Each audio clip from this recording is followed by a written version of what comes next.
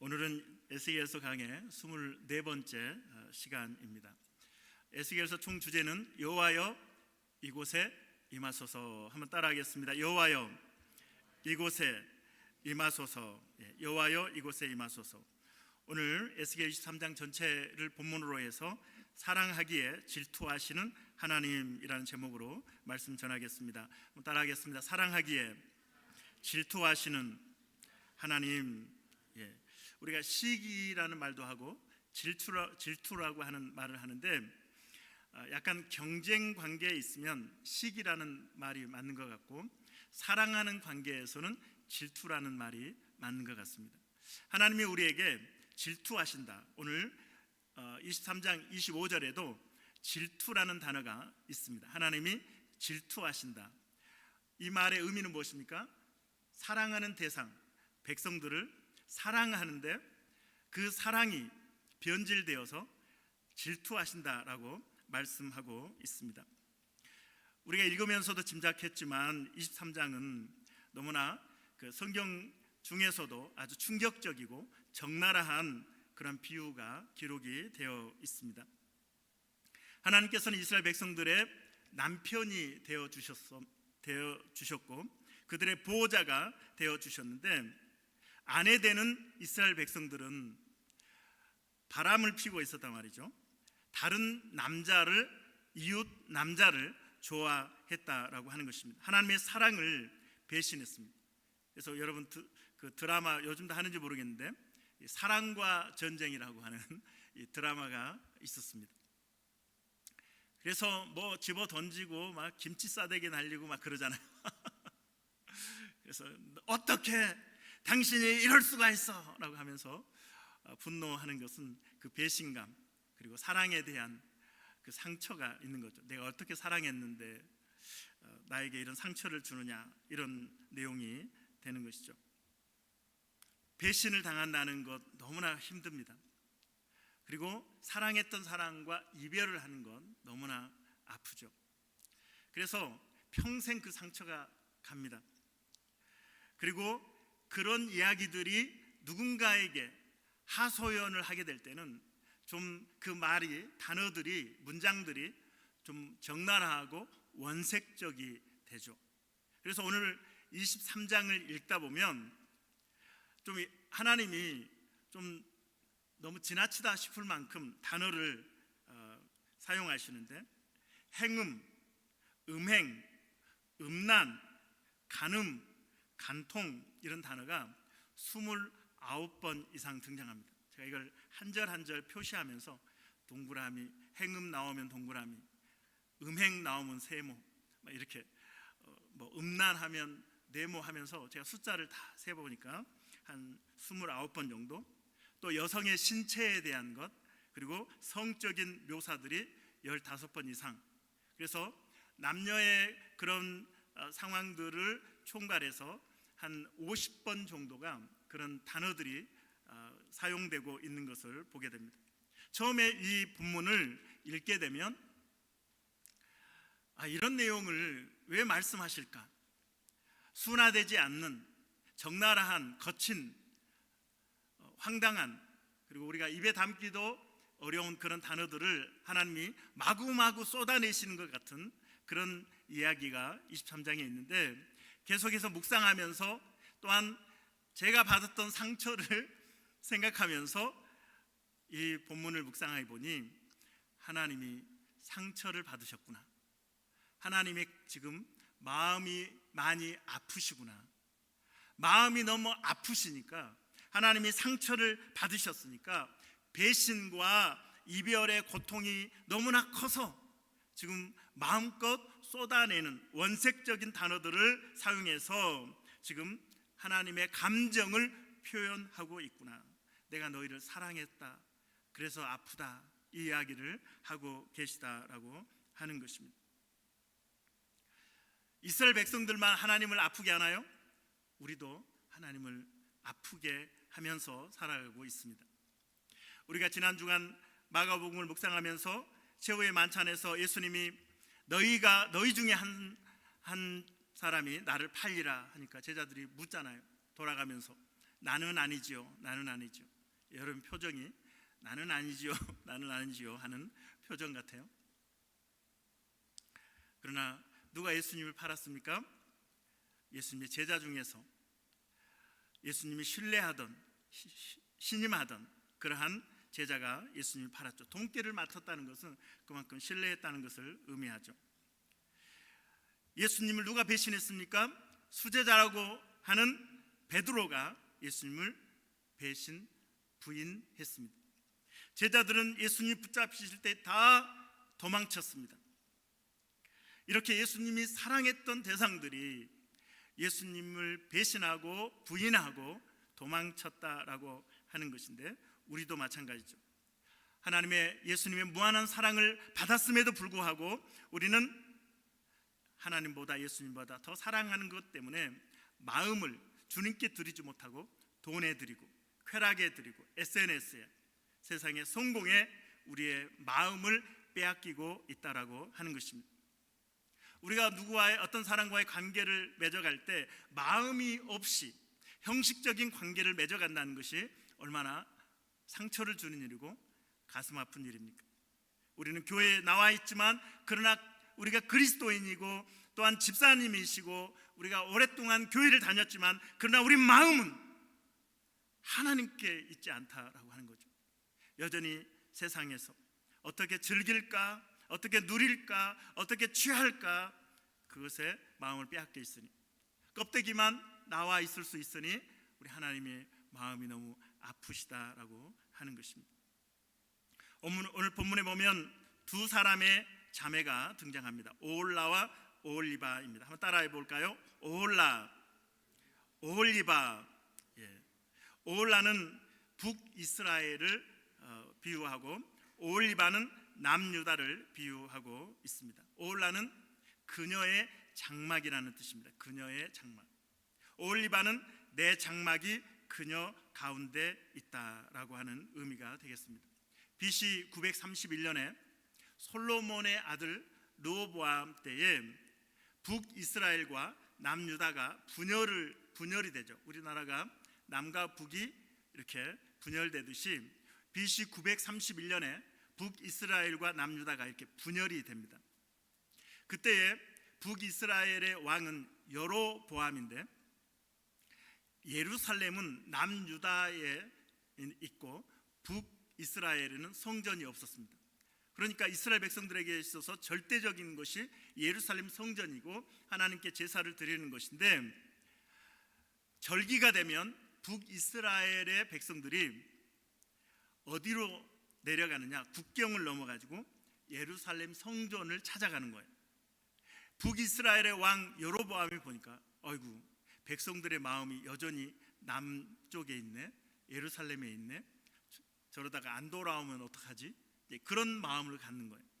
그래서 여로보암 왕이 저 북쪽에 단과 베델에 산당을 짓습니다. 그리고 그곳에 송아지 우상을 만들어 놓고, 이제 너희들 남쪽으로 내려갈 필요 없어, 예루살렘에 갈 필요 없어, 이 단에 있는 송아지, 베델에 있는 송아지가 우리의 여호와 하나님이야 라고 하면서 아론의 후손들이 제사장이 될 수 있고 레위 지파가 제사장으로서 이제 성전에서 봉사할 수 있는데, 그것을 다 깨고 누구든지 원하는 사람은 제사장을 세우고 또한 성전에서 일하게 하면서 단에서 송아지를 섬기고 금송아지를 섬기고 베델에서 금송아지를 섬기게 됩니다.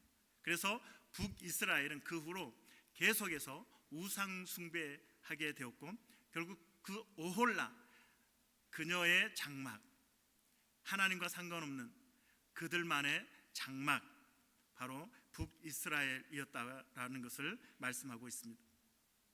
남유다에는 예루살렘 성전이 있었습니다. 그래서 그들은 예루살렘 성전에 와서 예배를 드렸고, 하나님이 명령하신 대로 아론의 후손 대제사장이 있었고 레위 지파가 그 성전에서 봉사했습니다. 모든 형식은 정상적이었습니다. 그러면 그들은 나았는가? 그렇지 않다고 하나님이 말씀하십니다. 오늘 본문에서 보면 5절부터 짧은 구절은 북이스라엘에 대한 말씀을 하고 있습니다. 북이스라엘의 죄에 대해서, 오홀라의 죄에 대해서 말씀하시는데 대부분의 말씀들이 11절부터 35절까지 남유다 오홀리바의 죄에 대해서 말씀하십니다. 분량이 굉장히 많습니다. 왜요? 남유다, 나의 성전이 있었던 남유다. 그럼에도 불구하고 그들이 하나님보다 세상을 더 사랑하고 우상을 숭배하는 것에 대해서 하나님께 상처를 주는 것이 더 충격적이었다라고 하는 것입니다. 오홀리바의 뜻이 뭐라고요? 내 장막이 그녀 가운데 있다. 그럼에도 불구하고 교회는 나오는데 여전히 그 마음의 중심은 세상이었고 양다리를 걸치고 있어서 하나님께서는 남유다 오홀리바의 죄가 더 크다라고 지적을 하고 계십니다. 제가 생각해 볼 때 오홀라는 어렸을 때 교회를 다니고 교회를 떠난 사람을 오홀라라고 한다면 지금 교회를 다니는 사람들 중에 무늬만 크리스천인 오홀리바를 하나님이 말씀하고 있다고 생각이 됩니다. 하나님은 누구의 문제가 더 크다고 말씀하신다고요? 교회 밖에 있는 사람이 아니라 교회 안에 있는 사람의 문제가 더 크다라고 말씀하십니다. 하나님을 아버지라 부르고 찬양하고 예배를 드리는데 그런데 마음은 종교적으로 습관적으로 예배는 드리지만 마음의 진정성이 없는 껍데기만 있는 그 상태를 하나님 너무 힘들어하고 계시다라고 하는 것입니다. 오홀라와 오홀리바의 이야기는 애굽에서 시작되고 있습니다. 어렸을 때부터 이집트에서 행음을 하였다라고 말씀하고 있습니다. 2절부터 4절 같이 읽겠습니다. 시작. 인자야, 두 여인이 있었으니 한 어머니의 딸이라. 그들이 애굽에서 뭐했다? 행음하되. 언제부터? 어렸을 때에 행음하여 그들의 유방이 눌리며 그 처녀의 가슴이 어루만져졌나니 그 이름이 형은 오홀라요 아우는 오홀리바라. 그들이 내게 속하여 자녀를 낳았나니 그 이름으로 말하면 오홀라는 북이스라엘의 수도죠. 사마리아요. 남유다의 수도. 오홀리바는 예루살렘이니라. 굉장히 자극적이죠, 내용이. 이렇게 그들 이스라엘의 죄는 애굽에서부터 어렸을 때부터 시작되었다라고 말씀하고 있습니다. 아무 근거 없이 송아지를 만들었을까요? 광야에서 송아지를 만들었습니다. 앞에서 말씀드렸듯이 북이스라엘도 단과 베델의 송아지를 만들었습니다. 그 송아지 우상을 어디서 배웠을까요? 애굽에서 배운 겁니다. 애굽에서 살면서 애굽의 우상을 배웠고 애굽의 우상을 도입해서 그들이 애굽의 우상을 숭배했던 것이죠. 하나님께서는 오홀라의 행음죄를 말씀하시고 오홀리바의 행음죄를 말씀하시는데 분량은 좀 다르지만 내용에서 큰 차이가 없는 것을 보게 됩니다. 그들의 죄의 공통점은 무엇이냐? 강대국과 행음을 했다는 거예요. 강대국과 행음을 했다. 우리가 아는 아수르 그리고 바벨론과 행음을 했다. 먼저 오홀라가 아수르와 행음한 내용을 말씀하십니다. 6절로 7절. 자, 6절 읽습니다. 시작. 그들은 다 자색 옷을 입은, 자, 아수르가 그렇습니다. 아수르는 다 자색 옷을 입은 고관과 감독이요 준수한 청년이요 말타는 자들이라. 그가 아수르 사람들 가운데 잘생긴 그 모든 자들과 행음하고 누구를 연애하든지 그들의 모든 우상으로 자신을 더럽혔으며. 잘생겼대요, 아수르 사람들이.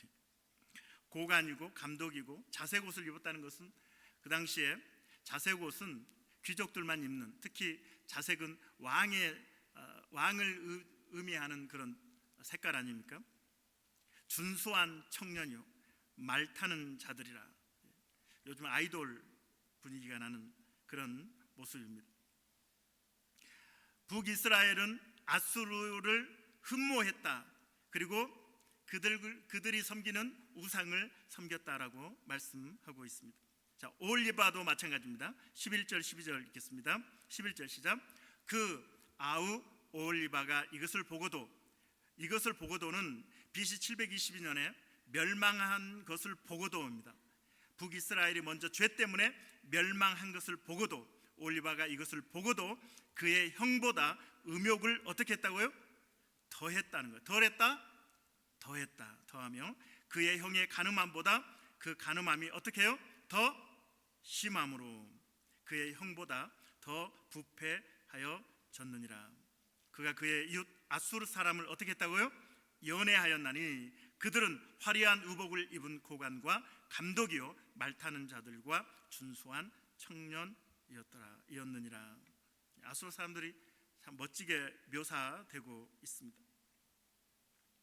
그리고 남유다는 한 가지 더, 아수르뿐만 아니라 그 이후에 바벨론과도 행음했다라는 사실을 말씀하고 있습니다. 16절 17절 읽겠습니다. 시작. 그가 보고 곧 사랑하게 되어 사절을 갈대아 사람들에게 보내매 17절 누구요? 바벨론 사람이 나와 연애하는 침상에 올라 음행으로 그를 더럽히매 그가 더럽힘을 입은 후에 그들을 싫어하는 마음이 생겼느니라. 북이스라엘과 남유다가 사랑했던 아수르와 바벨론에 대해서 이야기를 하는데 왜 흠모했을까? 왜 사랑했을까? 그것은 고대 근동에서 패권을 잡고 있는 가장 강력한 제국이 아수르였기 때문에 그렇습니다. 그리고 바벨론이었고 애굽이었기 때문에 그런 거죠. 그 강대국의 그늘 안에 들어가서 평안을 원했고 안정된 삶을 원했던 것이죠. 우리가 험난한 세상에서 보호받을 수 있는 나라는 저 거대한 제국과 손을 잡는 것이다. 외교적으로 그들과 친하게 지내야 우리같이 작고 힘없는 나라가 보호받을 수 있다라고 생각을 했던 것이죠. 현재 우리가 세계 전쟁이 일어나고 있는 그 미국 러시아들 보면은 그 힘 있는 나라들 눈치를 보잖아요. 우리도 대한민국 자존심 상하지만 트럼프가 뭐라고 그러면 막 움직이잖아요. 움찔움찔 막 군함을 보낼까 말까. 찍히면 안 되니까. 그렇죠? 러시아가 한마디 하면, 중국이 한마디 하면, 미국이 한마디 하면 그 아래 작은 나라들이 허리를 굽신거리는 그런 모습을 보이고 있는 거죠. 강대국에게 잘 보여야지 찍히면 안 된다. 그때나 지금이나 똑같다라고 하는 것입니다. 어떻게 할까? 외교에 있어서 중요한 기준은 힘 있는 나라에 빌붙어 살자. 그들의 심기를 건들지 말자. 이것이 그때나 지금이나 외교에서 중요한 기준이 되고 있습니다. 이해가 되죠? 약하니까, 힘이 없으니까, 그리고 불안하니까, 미래에 대해서 어떻게 진행될지 미래가 두려우니까 강대국 옆에 있으면 내가 보호를 받을 수 있고 내가 평안을 누릴 수 있다라고 생각하기 때문에 강대국의 품에 안긴 것입니다. 뿐만 아니라 고대에서 나라는 그 신과 동일시되었습니다. 그래서 강대국의 신은 강한 신, 약소국의 신은 약한 신. 그러면 아수르의 신은 강한 신이고 바벨론의 신은 강한 신이고 애굽의 신은 강한 신인데 그 팔레스틴의 작은 나라 이스라엘이 믿는 하나님은 약한 신이라는 인식을 할 수밖에 없는 거죠. 그때 세계관에 있어서는. 그러니 사람들의 마음에 어떤 신에게 마음이 빼앗길까요? 강한 신. 그렇죠?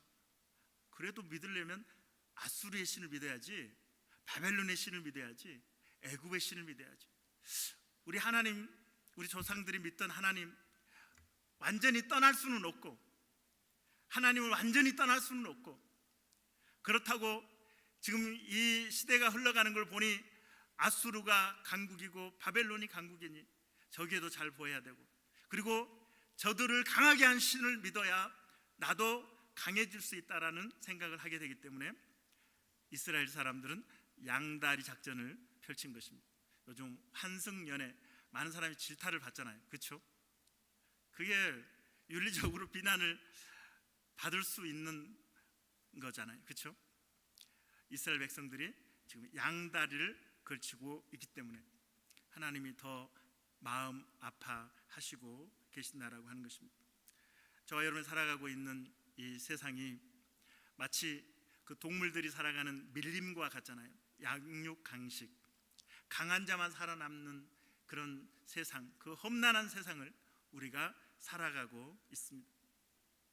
거대한 세상의 문명, 문화, 최첨단을 달리는 세상을 바라보면서 화려한 권력과 문명과 돈의 힘 앞에서 우리의 모습은 참 초라합니다. 성도의 모습은 초라합니다. 그래서 교회를 가면서도 어디 가세요? 그러면 교회 갑니다 이렇게 당당하게 말 못하고 저기 갑니다. 저기. 혹시 여러분 어디 가세요? 라고 물으면 저기 갑니다 하고 오신 분 있으신가요? 교회 갑니다 이렇게 이야기 못하잖아요. 부장님이 물으면, 사장님이 물으면 나는 말단 직원이니까 내일 어디 가? 예, 저기 갑니다. 우리가 그렇게 초라한 모습으로 세상의 거대 권력, 돈의 힘 앞에서 우리는 너무 부끄러워하고 있다는 거죠. 마치 12 정탐꾼이 가나안 땅을 정탐하고 돌아와서 저 거인족을 보니, 가나안 족속들을 보니 우리는 그들에게 비교하면 메뚜기 같읍디다라고 하는, 우리는 메뚜기 발음이 잘 안 돼요. 메뚜기 같습디다. 자기를 메뚜기로 비유하는 거예요. 얼마나 자기를 폄하하고 있습니까? 우리가 그렇게 세상에 살아가면서 그렇게 불안해하고 두려워하기 때문에 뭔가 힘을 얻고 싶고 힘이 있는 사람 밑에 있고 싶고 그 옆으로 가고 싶은, 그래서 어떻게 하면 세상의 방식을 배워서, 세상의 신을 배워서 내가 그 뒤를 따라갈까 고민을 하고 따라가는 거죠. 하나님은 잠깐 계세요. 교회만 계세요. 하나님 잠깐 교회에 계세요. 하나님은 교회만 있으세요. 직장에서, 학교에서, 비즈니스 현장에서는 제가 다른 것을 붙잡아야 되겠습니다. 사람들이 성공했다고 하는 그 방식을 따르겠습니다. 우리가 지금 이민을 왔잖아요. 외국에 삽니다. 이민자들은 고국을 떠나서 이곳까지 오기까지 분명한 뚜렷한 목적이 있습니다. 물론 아무 생각 없이 오신 분도 있을 수 있지만, 그러나 대부분 분명한 목적을 가지고 옵니다. 경제적인 문제든지 아니면 자녀의 교육이라든지 여러 가지 이유가 있겠지만, 그러나 그 목표는 굉장히 다른 사람에 비하면 뚜렷한 것이 사실입니다. 그것이 너무나 확실하고 뚜렷하기 때문에 우리의 목적이 외국에 와서 이 험난한 세상에서 살아가면서 목적과 목표가 뚜렷하기 때문에 하나님의 뜻보다 앞서는 경우가 많이 있습니다. 하나님을 제껴놓고 내가 목표하고 이곳에, 내가 어떻게 이곳에 왔는데, 내가 여기서 어떻게 살고 있는데 내가 이것을 먼저 하겠습니다. 하나님 잠깐 뒤에 계세요. 하나님이 우선순위에서 밀릴 수 있는 위험이 이민자들에게 있습니다. 저 여러분에게 있습니다. 올라와 올리바는 강대국들의 손을 잡고 그러면 평안하고 안정된 삶을 살아갈 수 있으리라고 기대했습니다. 그런데 하나님으로부터는 이제 멀어져 가는 것이죠. 그 결과 그들의 삶이 무너졌다. 시간 관계상 다 다룰 수는 없지만 우리 38절 39절 읽겠습니다. 38절 시작. 이 외에도 그들이 내게 행한 것이 있나니 당일에 내 성소를 더럽히며 내 안식일을 범하였도다. 그들이 자녀를 죽여 그 우상에게 드린 그날에 내 성소에 들어와서 더럽혔으며 그들이 내 성전 가운데에서 그렇게 행하였으며 내 성소에 들어와서 내 성전 가운데에서, 이것은 뭐예요? 몸을 담고 있긴 하다는 거예요. 그런데 껍데기만 성전 안에 들어와 있다는 거예요. 그리고 하나님의 뜻과는 전혀 상관없이 내 목표와 내 욕심을 따라서 세상에서 살아간다라고 하는 것입니다. 39절에 그들이 자녀를 죽였다라고 하는 것은 자녀들에게 세상적인 성공만을 강조한 나머지 세상에 뺏겨버린 자녀들을 이야기하는 것입니다. 그래서 무게의 중심이 교회, 우리의 껍데기는 교회 안에 있지만 세상에 있는 것을 지적하고 있습니다. 그런데 말입니다. 좀 비슷한가요? 그런데 말입니다. 북이스라엘과 남유다가 어느 나라에 멸망했는지 아십니까? 아시죠? 북이스라엘은 그들이 우리에게 평안과 안정을 줄 거라고 기대했던 아수르에 의해서 BC 722년에 멸망을 당합니다. 아이러니하게도 남유다는 바벨론에 의지하고 바벨론이 평안과 안정을 줄 거라고 기대했는데 BC 586년에 남유다도 멸망을 당합니다. 하나님의 유모죠. 너희가 의지하는 것, 너희가 안정을 줄 거라고 기대했던 것, 너희를 지켜줄 거라고 생각했던 그것에 너희가 한번 맞아봐. 그게 얼마나 아픈지 하나님이 아수르를 채찍으로, 징계의 채찍으로, 바벨론을 징계의 채찍으로 사용하셔서 북이스라엘을 심판하시고 남유다를 심판하십니다. 그렇게 하나님의 질투가 드러나고 있는 것이죠. 역사의 주인은 하나님이십니다. 할렐루야. 역사의 주관자, 세상을 심판하시는 분은 하나님이십니다. 지금 보기에 우리의 눈앞에 우리가 펼쳐지는 세상은 첨단 과학 문명 속에서 세상은 너무나 거대하고 돈의 힘이 너무 큰 것 같지만, 그러나 하나님이 세상을 창조하신 창조주, 전능하신 하나님이심을 여러분 기억하시길 바랍니다. 그분이 전능하심으로 그분을 의지하는 자를 지켜주실 때 진정한 평안과 기쁨을 누리게 되는 것입니다. 할렐루야. 세상은 잠깐 우리를 속이고 사탄이 우리를 속여서 예수님을 유혹했던 것처럼 세상의 평안과 세상이 주는 안식을 원하지만 그러나 결국은 파멸로 이끌어 가는 것입니다. 하나님을 붙잡을 때 세상이 줄 수 없는, 세상이 알 수 없는 하나님만이 주시는 참된 평안과 기쁨을 주신다는 것을 여러분 기억하시길 바랍니다. 하나님의 질투가 어떻게 무섭게 나타나는지 25절 26절 읽겠습니다. 내가 너를 향하여 뭐하리니?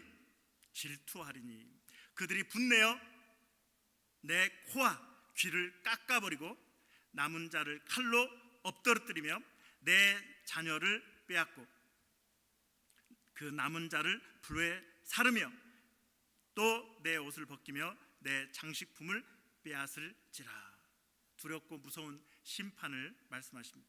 고대 근동에서 이렇게 간음을 하다가 걸리면 코를 자르고 귀를 잘랐다고 합니다. 너무나 사랑했기에 배신의 아픔이 너무 크니까 심판도 무섭게 하는 것이죠.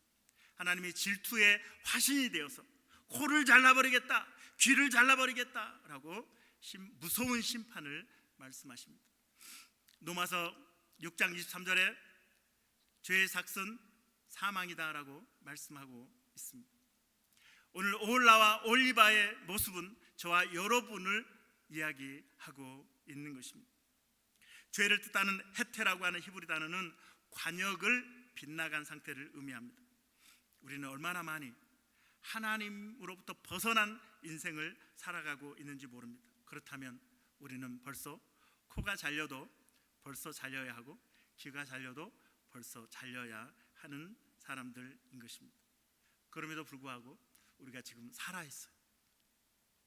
우리는 지금 하나님을 찬양하고 예배하고 하나님을 아버지라 부르고 있습니다. 할렐루야. 23장을 묵상하면서 제 눈에 들어온 단어들이 있었습니다. 놀람과 패망의 잔, 조롱, 죄 담당이라고 하는 이야기들이었습니다. 놀람과 패망의 잔을 마시게 하고 코웃음과 조롱을 당하리라. 죄를 담당할지니라. 심판에 대해서 무섭게 말씀하고 계시는데, 이 표현들 속에서 성령님이 저에게 보여주시는 어떤 분에 대한 데자뷰가 있었습니다. 누구죠? 바로 고난중간에 많이 듣는 예수 그리스도의 모습입니다. 놀람과 패망에 찬 조롱과 제 담당. 아버지여, 할 수만 있거든 이 잔을 내게서 옮겨 주옵소서. 예수님이 그렇게 십자가의 잔을 옮겨달라고 기도하셨습니다. 제자들의 배신이 있었고, 그리고 많은 사람들의 십자가에 못 박으라는 아우성과 침뱉음과 주먹질과 조롱, 너가 하나님의 아들이면 십자가에서 내려와 보시지, 조롱을 당했습니다. 사람들은 코웃음을 치면서 주먹질을 해대고 예수님을 조롱하고 무시했습니다. 그러나 예수님은 그 잔을 받아 마셨습니다. 십자가에서 죄를 담당해 주셨습니다. 올라와 올리바에 대한 그 엄청난 심판의 메시지가 흐르는 방향이 저를 향하는 것 같은데, 여러분을 향하는 것 같은데, 이게 기가 막히게 틀어져서 십자가로 향합니다. 그 심판이 주님 앞에 다 쏟아집니다. 그래서 우리가 사는 것입니다. 주님이 우리의 죄 때문에 우리가 당해야 할 저주를, 그 심판을 다 짊어지시고 십자가에서 달려 돌아가심으로 우리가 죄를 용서받은 것입니다. 우리가 하나님의 자녀가 되었습니다. 이럴 때 제가 하는 말 있잖아요. 여러분이 아멘 안 해도 여러분이 천국 백성이 되신 것입니다. 할렐루야. 제가 강단에서 또 제 자신에게 수없는 도덕적인 설교를 해왔습니다. 그런데 제 자신이 바뀌지 않더군요. 성도들도 바뀌지 않더군요. 성경을 보니 사람들은 바뀌지 않더군요. 그래서 하나님이 대신 죽어주기로 하신 것입니다.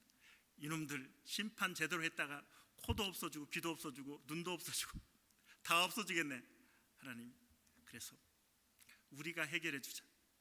독생자 예수님을 이 땅에 보내주시고, 예수님이 그 모든 비난과 조롱과 그리고 침뱉음과 주먹질을 다 당하시고 십자가에 달려 돌아가신 것입니다. 하나님께서는 저 같으면 배우자가 간음을 하고 이 음란한 죄를 지면 안 볼 것 같은데, 가시라고 할 것 같은데, 우리 하나님은 품고 있습니다. 예수님에게 그 죄를 다 짊어지게 하시면서 내가 너를 여전히 아끼고 사랑한다라고 말씀하고 계십니다. 여러분이 아멘을 안 해도 우리 하나님이 여러분을 사랑한다고 말씀하십니다. 저 같은 죄인, 저 같은 추악한 죄인 여전히 하나님 사랑하시나요? 내가 밉지도 않으세요? 나는 버림받아야 당연한 사람 아닌가요? 이런 추악한 죄인도 사랑하시느냐고 하나님께 한번 물어보세요. 하나님 뭐라고 대답하실까요? 그래도 내가 너를 사랑해. 넌 무죄야. 넌 십자가의 보혈로 씻음 받았어. 너는 무죄야. 나는 여전히 너를 사랑한다. 우리의 힘으로는 도저히 벗어날 수 없는 죄와 사망의 수렁에서 하나님은 저주를 다 예수님께 뒤집어 씌우고 십자가의 은혜로 우리를 건져 주셨습니다. 할렐루야. 하나님의 이 놀라운 은혜, 아버지여 저들의 죄를 사하여 주옵소서. 저들이 하는 일을 알지 못합니다. 이 주님의 놀라운 대속의 은혜를 오늘 다시 한번 깨닫는 여러분이 되시길 바랍니다. 여러분이 진정으로 예수님을 구원자로 믿는다면 여러분의 구원은 여러분의 행위에 근거가 있는 것이 아니라 예수 그리스도의 십자가에 있음을 잊지 말기를 바랍니다.